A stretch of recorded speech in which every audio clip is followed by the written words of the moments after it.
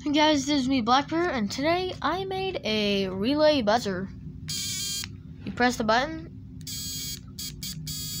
Yeah, and to make it, I used little sensors from this little part kit. It's just a cheap one you can get from Amazon. I won't put a link in the description because it's Arduino and stuff. And also, I'll put this in the description. It's a little toolkit, and I used the screwdriver to screw in the relay terminals. But anyway, I also used an Arduino kit to build this. So, you want to know how this works?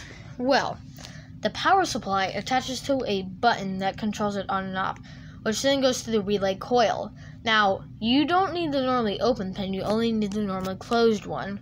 So, after that, it goes right through and back into the negative. Now, whenever you press down the button, it's going to move it, and it's going to cut the circuit.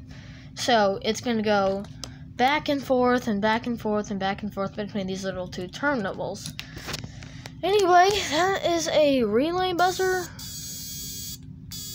I hope you enjoyed my project, and I will see you later.